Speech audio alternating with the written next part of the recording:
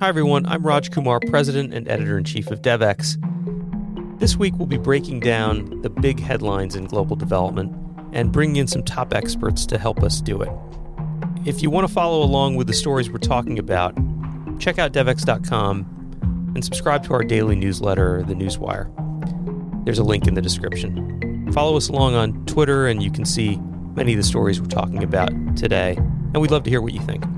This is This Week in Global Development. I want to welcome Anna Gowell, my colleague, our managing editor at DevX. Welcome, Anna. Thanks, Raj. And hi, Stefan. Stefan Durkhan is with us today. Hi, Stefan. Oh, hi. Thank you. Yeah, thanks for joining us as our special guest this week, Stefan. Stefan is, of course, a professor at Oxford in the study of economic policy. He directs the Center for the Study of African Economies and recently wrote the book Gambling on Development, a great book. He and I spoke on my book club podcast about it. And of course, is probably mostly known to this audience because, Stefan, you were the chief economist at DFID back when there was a DFID before it became part of FCDO. So it's great to have you. It's great to have you, Anna. How are you both doing? Can't complain. A little rainy day, but can't complain. Oh, in the UK, we have sunshine at last. We haven't seen it for 2 weeks, so it's good. Well, that's good. Yeah, we thought this would be a quiet summer week, as we often do, and turns out there's lots of news in global development, as always. Probably the biggest story this past week was a story we broke at DevX. Colin Lynch, our UN senior correspondent, broke a story about the Sustainable Development Goals, which are at their halfway point and will really be the main focus of this year's UN General Assembly. And it turns out that not all is well in the background, that there isn't a lot of agreement about the role of the UN and how they ought to frame the kind of midpoint of these SDGs. So I thought maybe we could start there. Maybe, Anna, do you want to tell us a little bit more about what that story actually revealed?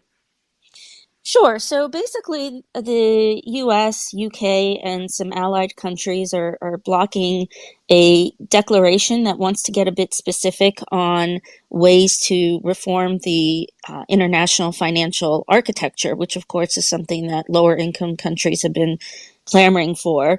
The Western Bloc, if you will, kind of insists that this be addressed through MDBs such as World Bank, G20, G7, whereas lower income countries are trying to get this addressed at the UN. And I think it's really exacerbating the divisions between lower income countries and high income countries. And right at the time where, we've got debt distress, climate shocks, lingering effects of the pandemic. So it doesn't exactly portend well for the meeting that's coming up. I believe it'll start September 18th. Stefan, you got to see this inside government when you were at DFID. What do you think about the SDGs? Do you feel like, there's a couple different narratives out there. Some people feel like they've been a bit of a failure. Others might say, hey, this is the right framework. We're just failing on actually achieving them, but this is the right approach. How do you feel about where we are with the Sustainable Development Goals at their midpoint? They're not without problems, the SDGs, and the setting these kind of very broad goals, and there's many of them, the variety of indicators and targets that need to be reached. I always felt I was around when they were agreed. It was always a bit of a recipe for trouble afterwards, because it has a bit to do with a couple of the underlying narratives, and I think this comes to a head here again. Is that if we take the comparison with the MDGs, and especially some of the main 5-6 ones that were very much to do with very specific kind of human development kind of targets, you could see it that look, there is a response to be had with these in terms of providing money for it, providing resources, and trying to invest, and you have a clear sense what the theory of change is to achieve them.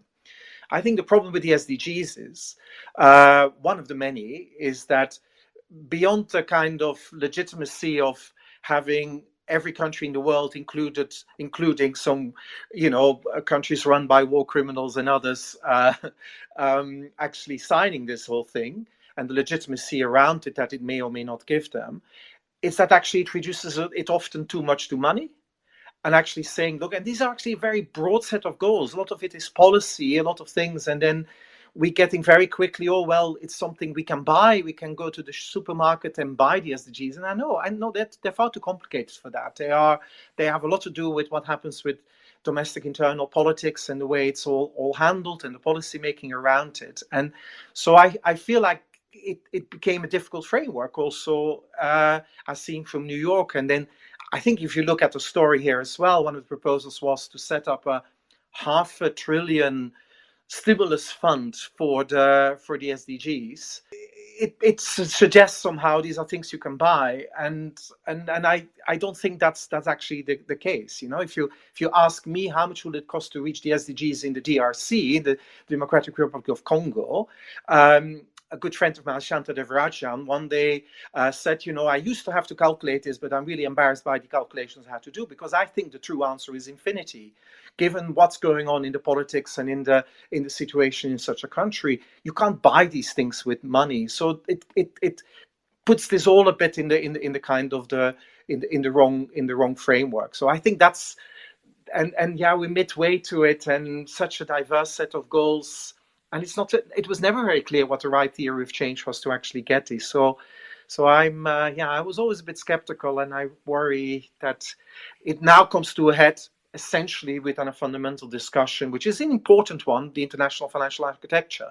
And then I can see that the UN would say it should be more with us, and then the IVIs, and often supported by the G7, it should be with them. And it's not a new discussion, but it is an essential discussion. I think it's distracting from the kind of agreement and the lack of progress of the SDGs. I think it's a much bigger question that needs to be handled. Yeah, this is going to really, I think, frame what happens at this year's UN General Assembly, because, you know, ultimately the way we look at this set of issues, and even the role of the UN is implicated here. It's going to govern really how many of the most important debates happen in the development and the climate space for the rest of this year. I mean, we've got the October meetings in Marrakesh, the World Bank annual meetings, the first big gathering with the new president of the World Bank, Ajay Banga. There's going to be a lot of pressure on figuring out what does this new reform at the World Bank really look like in terms of crowding in private sector funding. And this debate at the UN that we revealed in our reporting kind of puts even more pressure on that World Bank annual meeting, because it suggests, well, actually, it's not going to be the UN that comes up with real action plans and solutions. It's going to be the World Bank and other regional development banks. And so there's a tension about the whole international architecture and who really should be in the lead here.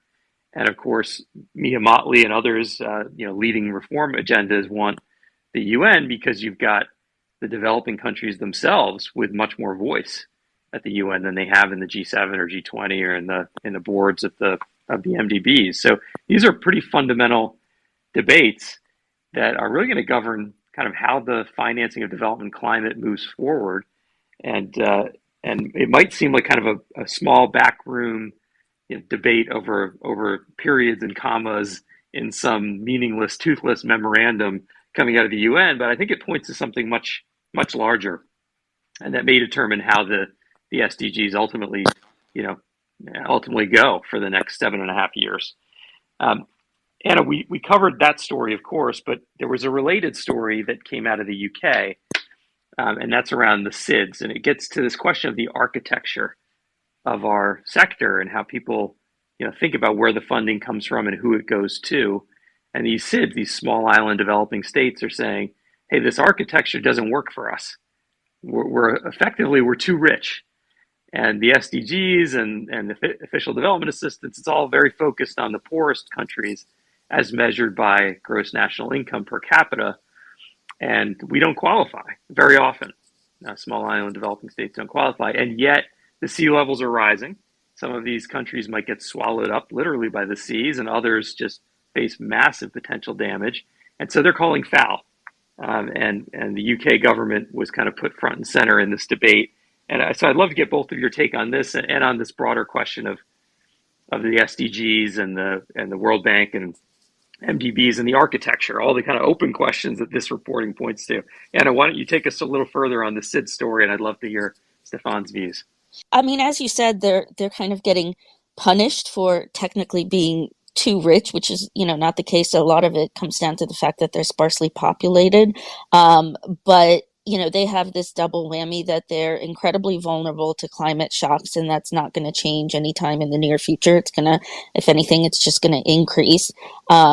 Just to give you an idea, it was, I believe, Hurricane Irma, which decimated almost 50% of Antigua and Barbuda's GDP back in 2017. And they had just graduated out of low income status from the OECD's Development Assistance Committee. So there's obviously something crazy about that. And they were no longer eligible for official development assistance or any concessional financing. So they've raised the issue in a UK inquiry, but really it needs to be addressed at the OECD level, possibly at the World Bank meetings. But so far, it's not on the agenda of either. Right. And it just turns out that the person leading the biggest, most successful movement for reform of the international financing architecture is the prime minister of one of these small island developing states, Barbados, and Mia Mottley is prime minister there. So it's kind of fascinating. She's kind of at the center of these two separate debates that are happening. Stefan, how do you see this? I'm afraid I saw it from inside DFID and FCDO all the time as well. And basically, how do you, a lot of these are closely linked to the UK as well. And so the pressure is all the time there. We should fund them we should fund them more. And it's, the thing that I always, with these stories also struggle with is that, and in the D2D inquiry that was happening and the way it was raised in the UK Parliament, is that, the trade-off is not articulated. It's basically said, well, surely they should get more money. And by the way, within the framework, they did get under during Hurricane Irma, they could get humanitarian support and so on. But of course, it comes down to all the reconstruction and the whole pressures on it. But it's basically you're always sitting then in a situation where where will you then take the money from? Where is it going? And so the problem with what small island states, well, surely we deserve more. We should have the rules adjusted to it, but the envelope doesn't increase. And so the problem with climate is that so much of the climate issues we're trying to fund again from the development budgets that we have, and then of course there's trade-offs. And so this is for me then, maybe you make them eligible for concessional loans, but it means others will get less of it unless we generally can boost the finance in the whole system, which is in the UK system not self-evident. And so the whole idea there's no trade-offs here, well, it's one of these clear examples. You need to get that concessional, that grant finance from somewhere, unless you can really make the case that the finance has to be increased. Yeah, that's right. And that it does feel a bit like there's a political conversation happening, quite divorced from the discussion we're having within global development, those of us who are believers in this mission and this effort. As you say, there's some nuance. So it's not as though you can just buy the SDGs, right? It's not as though those of us who are believers in the global development effort think, oh, it's simply write a check and it's all over. But that doesn't mean we don't need more money, right? There is a need for additional financing. I think you find many leaders across our community and NGOs running development agencies, et cetera, who say, and convincingly looking at the data, that we are just vastly underfunding issues like global health and climate. But on the other hand, the political realities are much more challenging. And it feels like political leaders in donor countries are trying to find ways to squeeze additional funding without actually increasing the envelope. So they're looking to innovation in the MDB system or innovation at the IMF with SDRs. They're looking for kind of money under the couch cushions that they otherwise wouldn't have to convince their taxpayers and voters to part with. But maybe we're going to soon hit some moment where that's simply not good enough. And there has to be an actual capital increase at the World Bank and at the other MDBs. Stefan, what's your take on how the politics plays against this debate we have within global development? Yes. No, I agree with you on it. It's at the level of the politics. And, there's some that still in the development community like to defend the line. Look, there are no trade-offs between climate and poverty alleviation and development and so on.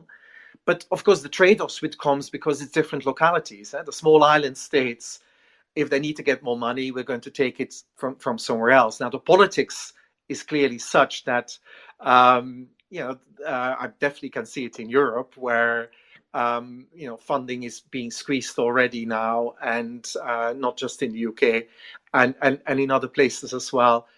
And it's the politics of it is, by actually also having a narrative, look, anything we do for development is also good for climate. Anything we do for climate is also good for development. But this is a concrete example. It's actually writing the check for small island states and increasing the grant finance. It's going to have to come from somewhere. You're going to take something away from Yemen, from humanitarian aid, or you're going to take something for somewhere else. And it will, the pressure will be there, but I'm afraid I'm a bit pessimistic, is that the storytelling will continue, that there is no issue here, and the envelope will not increase in the short run, given all the fiscal situations. And so I fear there's going to be a bit of hypocrisy in the politics, which we often get, I'm afraid, also on the development issues.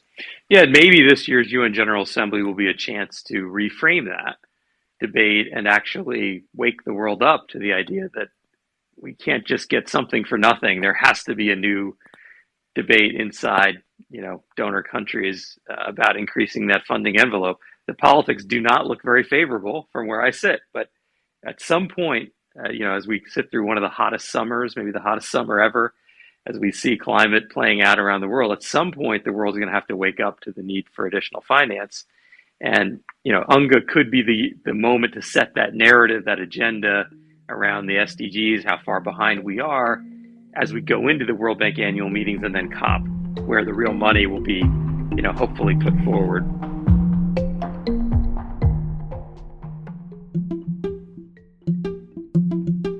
The world is facing an unprecedented global food crisis. Here at DevEx, we're following the state of food insecurity around the world and the solutions that are needed to overcome it. I'm Teresa Welsh, senior reporter, and I'm also the author of DevEx Dish, a free weekly newsletter bringing you a comprehensive look at everything that matters in the world of food. Each Wednesday, DevEx Dish will be your guide through the interlocking policy, infrastructure, climate, agriculture, nutrition, and human rights issues remaking the way food is grown and distributed. Visit devex.com/newsletters to subscribe and get your weekly update on the race for a sustainable global food system. Anna, we had a story this week, maybe gets a little bit into the politics behind these issues. DevEx, put forward a Freedom of Information Act request in the UK and found out about a pretty small but intriguing program that the UK government is funding through official development assistance in China. Maybe you can tell us a little bit about that and how it kind of fits into this broader conversation. Sure. Oh boy, this is quite the story. So the aid money is being used to train soccer referees and coaches across China.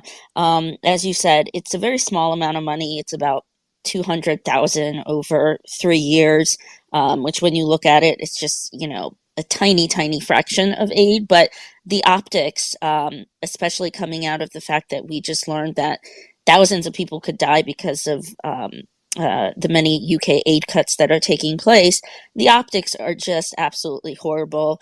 You're partnering with the Premier League, which I don't know much about soccer, but I believe it's the world's richest soccer league. But you're still using official development assistance for this program. But at the same time, again, the caveat is this is a very tiny amount of money, and the FCDO has been cutting back on aid spending in China by a significant amount of money, I think well over 90%. So it does need to be put into perspective, but whoever kind of came up with this, I don't know if they specialize in PR. It's just the optics of it are not very good.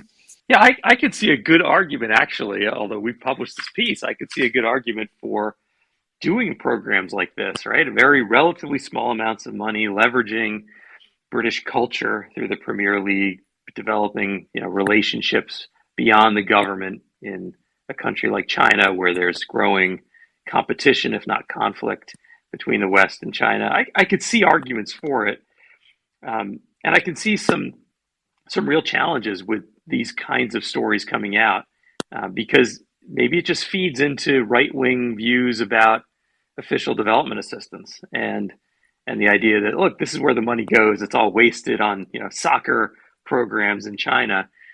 Stefan, what's your view on this? It's a bit of nuance, and so it's a little tricky to have nuance in politics. But you lived through this when you were at DFID and FCDO. There have been a number of programs that end up getting picked up in the Daily Mail and elsewhere, and that kind of shift the narrative. What's your view about this program and programs like it? No, this is. I mean, I couldn't help but both smile and then just go back to the time that I was inside the organization. This has basically been my life for the last 12 years. It feels this kind of stories and this kind of bleep. So, let's be first very clear. As seen from FCDO, this is a mistake. Okay, so they're basically they've been cutting anything that moved, anything that was involving China for political optics, trying to cut forever, and it's been going on now for a while. There's some excellent, real, proper, sensible engagement type of programs that have been cut. There was virtually nothing left, and then, with some digging, some freedom of information requests, they find something there again, a little mistake. We should also have no mistake about the nature of a program like this. This is a typical soft power program. If you think, what is the UK soft power? It's probably largely beyond the language. There's probably two other things. It's the BBC, but that's for people that are very well educated. Premier League is the biggest soft power export that the UK can offer anywhere in the world. You go to the smallest village in Africa and they will be watching the Premier League and following it. And so it is big. It's massive and it's really important. And arguably that's the reason why they happily team up with it. This is a soft power program. When I was chief economist, also afterwards as an advisor inside the organization, I would argue I don't see that much happening here with development. But there was always a lot of people that would love to fund these programs because great photo opportunities for ministers and so on. So I think what's happening probably inside FCDO, maybe as we speak even, a few people are working very hard with the British Council to make sure there's no more money flowing for this particular program to China. And then we can argue, as you, Raj, as you were alluding to, are these the things maybe they should be doing in other countries? Premier League engagement, is that a good thing? But let's not make a mistake. This is not starting for development. This is actually starting for soft power. And this is more a reflection of how maybe also the UK aid program has slipped from the time, say, 10 years ago, when it was really very obsessed and very careful always with let's do development at the core and really thinking carefully through it, to programs that they think they could get more broader support, political support in UK Parliament for, and so on. And I fear this is one, but then they made the mistake to leave China into the program. Yeah, it's quite true. And it's exactly what people were afraid of when DFID was merged into FCDO, right? That the development focus would be diminished and that the government would use what was at the time a growing amount of aid, the 0.7% commitment, that they would use it for non-development purposes. You now fast forward to today, such a level of demoralization inside that agency. The amount of funding has dropped back down from 0.7, I guess, to 0.5. Significant aid cuts have happened in the UK, and a huge percentage, I think 29% of last year's official development assistance budget went to the costs of serving refugees inside the borders of the UK. So, really there's an enormous challenge right now in terms of British foreign assistance. One of the world's most important donors is now embroiled in this very core question of, definitions. What counts as aid? How much are they really spending on it? What are the priorities? Again, you were there for quite a long time, Stefan. What's your broader view about British aid today? So, look, I was still around with previous Foreign Secretary, someone called Liz Truss, that other people may have heard of afterwards. She became Prime Minister, not for very long. But, that was a period when it was definitely going down in terms of the ability to be able to focus on development. The budget had cut, morale is extremely low. I will give some credit to the current development minister. Andrew Mitchell has been brought back. He is someone who was actually a DFID Secretary of State, so leading DFID in the about 12 years ago. He generally is committed to development, and he's trying to get at least some stabilization around the organization. But when it comes to the budget, yes, it's totally eroded. The 28%, it's not necessarily going to go down quickly. It's a real eroding of the overall budget, what is actually spent on development. And I must say, it was always something I worried about also as chief economist. When you go to a percentage budget of your GNI, that means you're going to a fixed budget. And then, of course, you create incentives for your finance ministry, for the UK Treasury, to find anything that moves, can I batch it as aid? So you got this kind of almost a finance department, the Treasury in the UK, hunting to actually, can I batch certain things as aid? Can I try to change the definition in Paris? Can I find ways of moving it? And so the incentives are all about reducing how much in the end you spend really on the development side. So the 0.7 was maybe something a lot of people loved, but it created such perverse incentives. And that's what we get to now, where we're actually in deep crisis. And this real careful thinking needs to be done now in the next year. There's elections coming up, what the proposals of the different parties will be. But they need to really be thinking carefully about to get a predictable core budget on development again, because otherwise it will stay a mess for some time to come. Right. It's that. What's that expression? Why do you rob banks? Because that's where the money is. Something like that. And now, that's where the money is in official development assistance in the UK because of that target. And I guess it made everybody come after it, including Boris Johnson and, as you say, later governments as well. We had a story I'd love to get your take on as well, Stefan, as we get close to wrapping up here, about the focus on food systems in Africa. The story talks about how, essentially Africa has something like 45% of the world's arable land, remaining arable land, and yet it's a net importer of food. And essentially the argument made in the piece is that we in the global development community focus too much on the smallholder farmer and on improving yields at the level of the farm. But there's a quote in the piece that says, if a farmer without a market is a gardener, and that we're essentially not focusing enough on what happens beyond the yield at an individual farm. We're not focusing enough on processing and distribution and the broader value chain. You've looked at these programs as chief economist, and you still do in your various current roles. Do you think there's some validity to that argument? Absolutely. There is definitely a real problem. We look entirely on the kind of the policies we do towards agriculture, and it's not in itself that we do it on the smallholder, but it's that we largely do it. It's all about input driven, supply driven, and we don't really think about the demand side. The urbanization, the urban centers, are they actually demanding for what's being produced? How do we develop that demand side in these countries, and how do we develop the markets and so on? So yeah, there's a real issue there. And I should add to it, because a lot of the policies that we then promote have a lot to do, or little things we may be able to give to a farmer, or as a little input, or an input subsidy, or a new seed, or whatever. Agricultural policies in a lot of these countries are actually still very much biased against these farmers. The prices that they get, the way the markets are done, the way the urban centers is done. Go to a country like Malawi with huge issues on food security. But it has a lot to do simply with the overarching economic policies that are pursued relative to agriculture. We seem to have forgotten about it, definitely in the aid community. We think it's all about just farm level, small scale farmers' productivity increases. There's another piece there that actually is so distortive for them, and it is a disgrace that Africa cannot produce enough agriculture to either sell to the world and to feed its own population, and do all these things. And it's the potential is there, but it is a policy side, and you need to have another look at it than simply starting from what's happening on the small farmers plots itself. It's that whole chain in between and the macro policies around it. It's a great point, and it goes right back to your first point in our conversation today, that you can't buy the SDGs.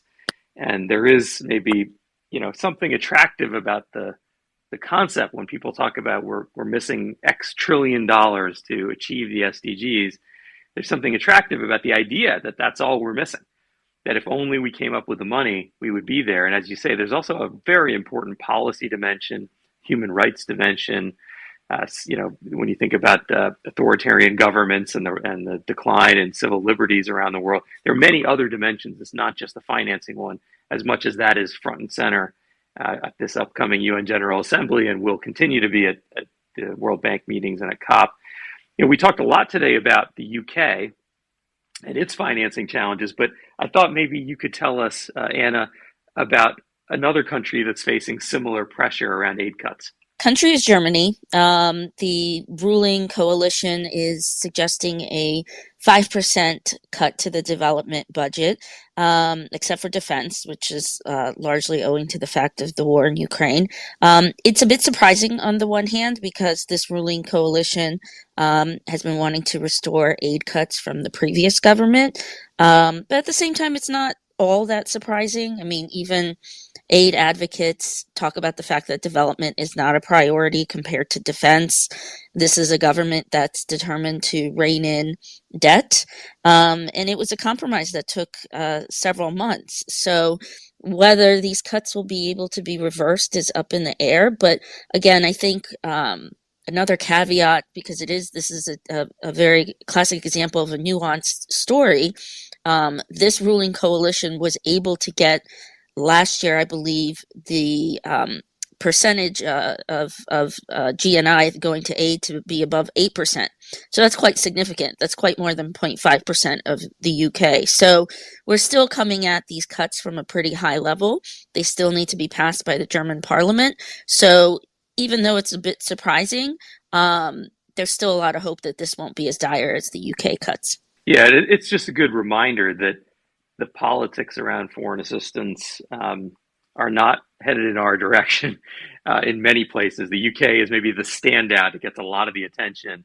The US, even with all the challenges in US politics in Washington, has been able to have a fairly steady budget, in part because of the way our system is structured and what happens when you have gridlock in the US Congress. But from countries like Sweden now to countries like Germany, as well as the UK and others, Italy and others, aid budgets are under pressure in a lot of the world.